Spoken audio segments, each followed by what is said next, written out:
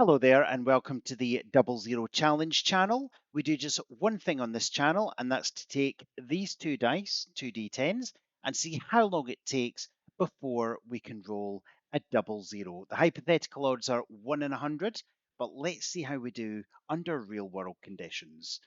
If you'd like to play along, please make your guess now. However, all I ask is you don't disclose it in the comments. Let other people watch the video and find out for themselves. There will be other things to explain as we go along, but let's get started. So, rule number one, and that is a 7 and a 1. I'll announce each one as we get to it, and that's a 5 and a 4. We have a 6 and an 8, and that's a 2 and an 8. It's a 0, but it's a 3. Remember, we're only looking for a double zero. We will take note of any other doubles as we come across them, but they are not ultimately the figure we're looking for. So let's carry on. And that's a 1 and a 3. And we have a 5 and a 2. That's a 4 and a 5. And we have a 0, but it's a 4.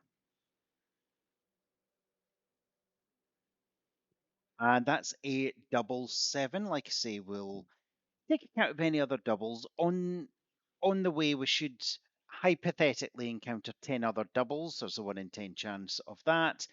But real world conditions do not often follow hypotheticals. So we move on.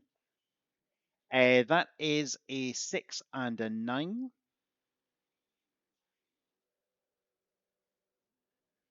And that's a 6 and a 7.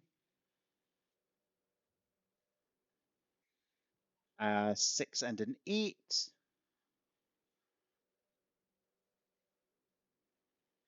A 6 and a 5.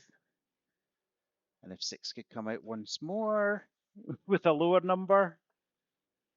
No such luck. 7 and a 3. And that is a 9 and a 6 there. I know they've got little lines. Sometimes I just can't mentally rotate them, so I do sometimes turn them. Anyway, not a crucial number, so let's move on. And that's a 5 and a 1. And that's a 5 and a 2. And that's a 4 and a 1 there. 7 and a 3.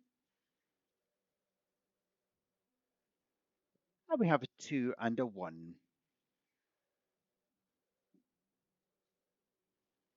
And that's a double 5. And we have a 0, but it's a 6. And that's a 6 and a 7. A 5 and a 2. And that's a 7 and a 6.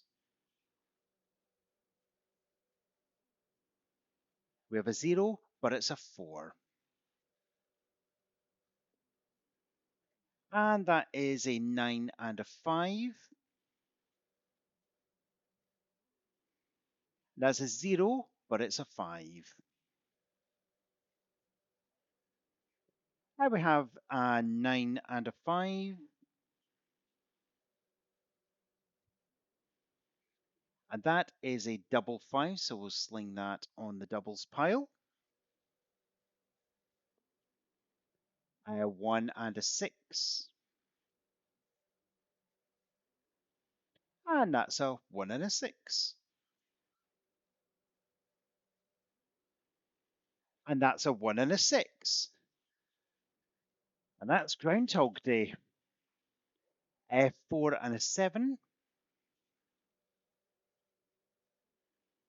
And that's a 5 and a 9. And we have a 0, but it's a 5. And that's a 2 and a 6. A 9 and a 6. And that is a 2 and a 6.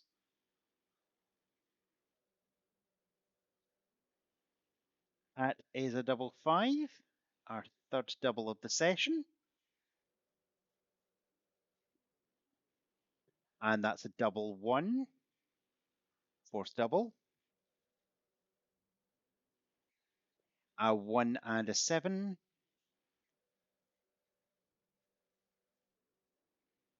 And that's a 4 and a 9. And that's a 4 and a 3. Now, every 50th roll, we do a massive big one with two hands on the cup, but we have four more rolls to do first of all. So we move on. It's a 0, but it's an 8. And that is a double 0. After exactly 47 rolls, which was the same as the previous game, um, all we got was one more double. So if you said 47 for the last two games, you were correct in both instances. Well, that's what happens when you try to beat hypothetical odds or test against hypothetical odds. Anyway, the point is, thank you very much for watching this video. You take care and roll on next time.